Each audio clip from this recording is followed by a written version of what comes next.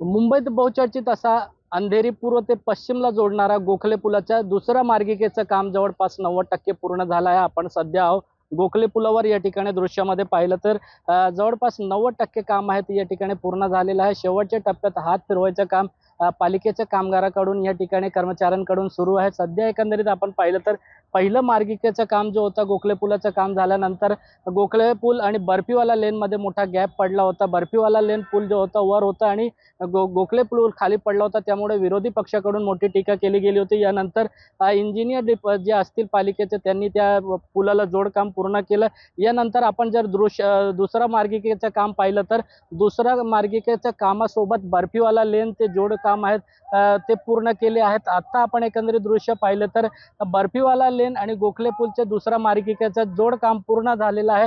सध्या जे गोखले पुलाचा या ठिकाणी जॉइंटिंग असेल, गाडा टाकण्याचं काम त्या ठिकाणी गाडा टाकल्यानंतर सिमेंट कॉन्क्रीटचं काम पूर्ण झालेलं आहे। जवळपास हा पूल आहे मुंबई महानगरपालिकेकडून 15 मे पर्यंत मुंबईकरांसाठी खुला केला, वाहतुकीसाठी खुला केला जाणार असल्याचं डेडलाईन दिला गेला आहे। त्यापूर्वी आपण पाहिलं तर जवळपास 90% काम पूर्ण झालेले आहे आणि 15 मे पर्यंत आहेत या पुलाचं काम पूर्ण होईल आणि वाहतुकीसाठी देखील हा पूर्ण पूल जो आहे खुला करण्यात येणार आहे। सध्या एकंदरीत आपण दृश्य पाहिलं तर शेवटच्या टप्प्याचे जे हात फिरवायचे काम असतात ते देखील या ठिकाणी युद्ध पातळीवर केली जातं।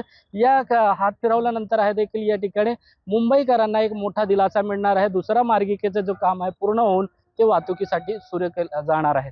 कॅमेरामन मोहन सत्यम सिंह, एबीपी माझा, मुंबई। एबीपी माझा, उघडा डोळे बघा नीट।